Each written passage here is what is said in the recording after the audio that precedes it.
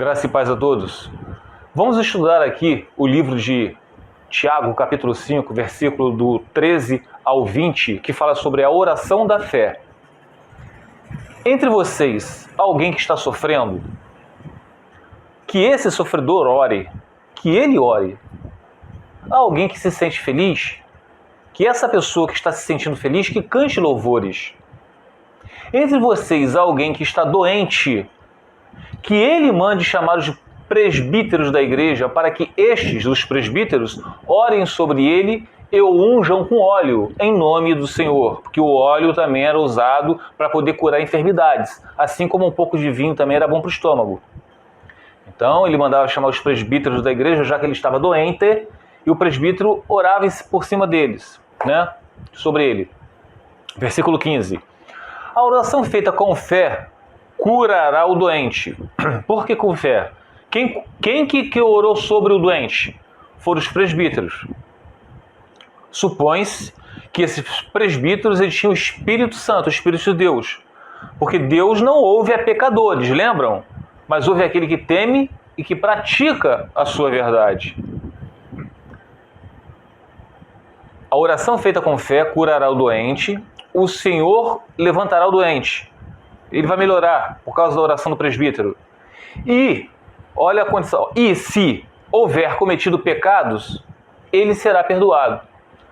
Se de repente aquela doença foi por causa de algum pecado que ele tenha cometido, e por esse presbítero ser um homem justo diante de Deus, então aquela oração dele tem poder. E ele vai perdoar, além de curar a enfermidade, vai perdoar os pecados daquele homem.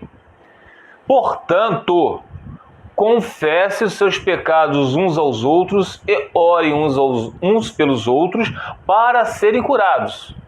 A oração de um justo é poderosa e eficaz. Vocês notaram que tem uma condição?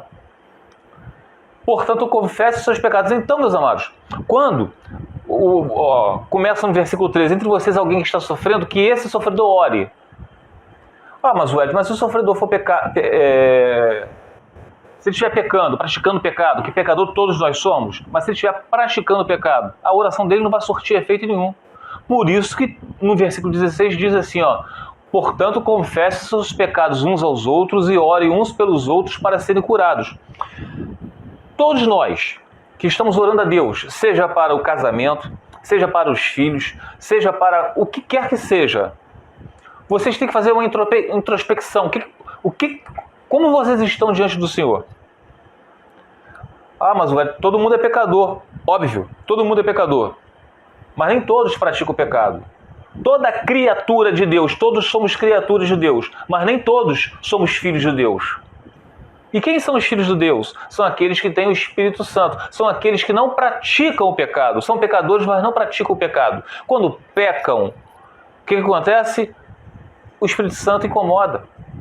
Eles se arrependem, não o arrependimento feito o mundo que causa o remorso, mas o arrependimento de Deus, que leva a vida. Então vocês que estão passando por dilemas, problemas de saúde, no casamento, com os filhos, no emprego, seja o que for,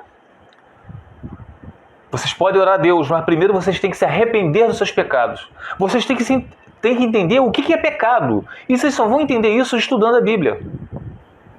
O que adianta a pessoa estar no adultério, mas ela não sabe que aquilo é um adultério? Está na segunda aliança, no segundo casamento, com o primeiro cônjuge ainda vivo. Está casada direitinho com a pessoa e está orando. Mas Deus não levou em conta o tempo da ignorância. Sim, Deus não levou em conta o tempo da ignorância, mas essa pessoa continua no segundo casamento. Ela ainda está ignorante. Ou eu estou falando alguma besteira aqui? Me corrijam aí embaixo, aí, deixa na mensagem que eu estou falando alguma idiotice aqui, me perdoe a palavra. Então, essa pessoa primeiro tem que entender o que é adultério. Coisas que nas igrejas não falam.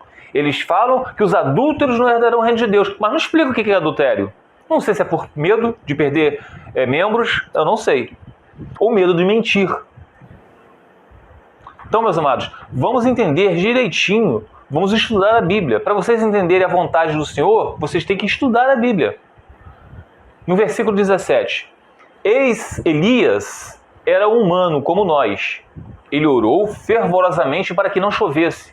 e não choveu sobre a terra durante 3 anos e meio. Orou outra vez, e os céus enviou chuva, e a terra produziu seus frutos. Meus irmãos, se algum de vocês se desviar da verdade e alguém o trouxer de volta, lembre-se disso. Quem converte um pecador do erro do seu caminho, salvará a vida dessa pessoa e fará que muitíssimos pecados sejam perdoados. Podemos ver também isso que fala aqui no versículo 19 do livro de Tiago. Podemos ver lá em Ezequiel, capítulo 33, versículo 7 ao 9, que diz o seguinte: Filho do homem, eu fiz uma sentinela para a nação de Israel. Por isso, ouça a minha palavra e advirta-os em meu nome. Quando eu disser ao ímpio, então está falando ao ímpio, que é certo que ele morrerá. Esse ímpio vai morrer de qualquer maneira. E você não falar para dissuadi-lo de seus caminhos, aquele ímpio morrerá por sua iniquidade, porque Deus já falou que ele ia morrer de qualquer maneira. Mas eu considerarei você responsável pela morte dele. Vocês podem achar injusto, mas como se ele já falou que ele vai matar o ímpio por causa da iniquidade dele? Para que eu vou lá perder tempo? Mas Deus quer que a gente vá lá, que a gente vá lá e para adverti-lo do mau caminho. Mesmo Deus já ter determinado que ele vai morrer. Mas nós temos que fazer a vontade de Deus. E no versículo 9 termina assim, ó: Mas, se de fato advertir o ímpio para que se desvie de seus caminhos e ele não se desviar, ele morrerá por sua iniquidade, mas você estará livre da sua responsabilidade. Então, Deus fala o quê? Eu vou falar para aquele ímpio, ele vai morrer, mas você vai lá e adverti-lo do mau caminho deles, explicar por que ele vai morrer. Ó, se você não deixar de fazer isso, isso é pecado, isso é adultério, você só pode se casar de novo na morte do primeiro cônjuge. Você está casado na segunda aliança, mas o seu primeiro cônjuge ainda está vivo. Então, se você está casado na segunda aliança, você e outro cônjuge estão em adultério. Então vocês têm que sair desse segundo matrimônio. Pronto, falou, acabou.